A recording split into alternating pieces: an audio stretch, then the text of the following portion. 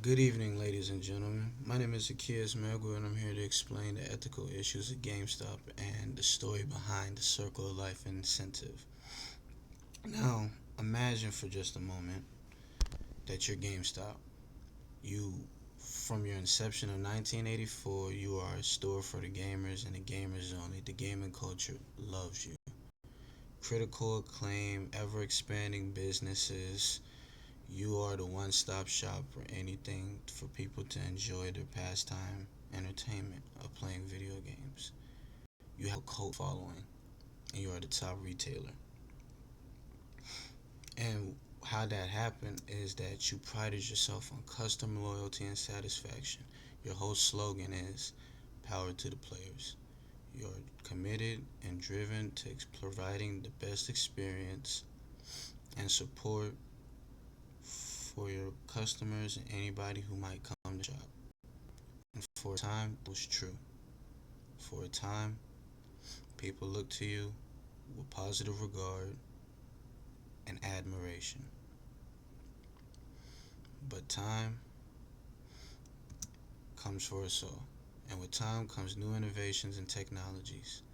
The digital age would prove to be GameStop's greatest adversary, in that GameStop prided itself on selling physical copies and physical merchandise to its customers. But with the digital age, you didn't need to have physical copies. You could download it all off the internet and download it all into the cloud. And game developers, started utilizing such technology. And GameStop's investors and shareholders started to back away. They started to lose faith in GameStop, that GameStop wouldn't be able to adapt. And so this provided a conundrum that the managers and CEO of GameStop found themselves in. So, in an effort to cut expenses and regain the profits and revenue and show that they would be able to stay above water, they came up with a Circle of Life incentive program where they wouldn't buy as much new material. They would just depend on customers to trade in their merchandise, refurbish it, and sell it back to another customer at a higher price. So, sort of like a buy low, sell high, never new. That was their mantra. And so they came up with the Circle of Life incentive and trickled it all the way down to the managers and the people who own the stores, and put quotas and expectations on what numbers they should be doing, which in turn put immense pressure on the employees, because with these quotas, they were a huge important part of employees' jobs. And that at the end of the quarter, that if they didn't meet their quotas for that month, for that period, they were liable to be terminated on the spot. So this put a great deal of stress on employees.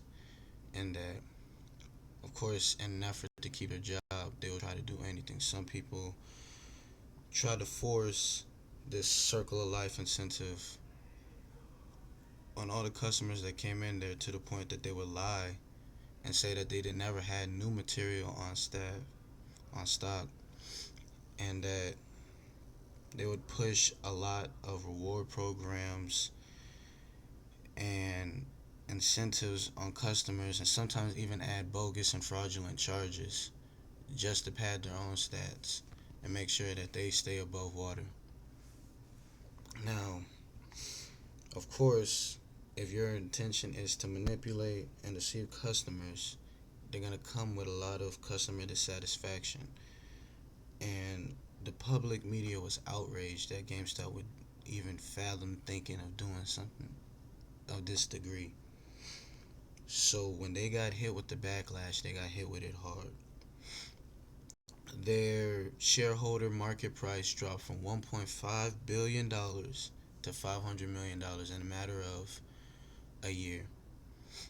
Their shares dropped from $16 to $5 a share. They had to close 200 stores worldwide.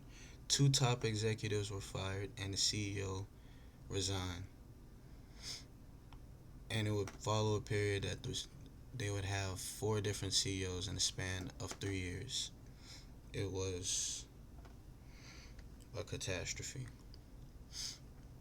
So the issue here is an ethical one of you don't treat the customers good and you don't treat them with honesty and the respect that they deserve, and turn down one shop with you and you lose business. If you become money hungry and not customer driven, nothing but bad can come of it.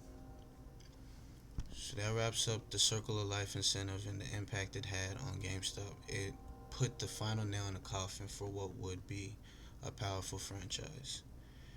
My name is Zacchaeus Magwood. Thank you for listening to me.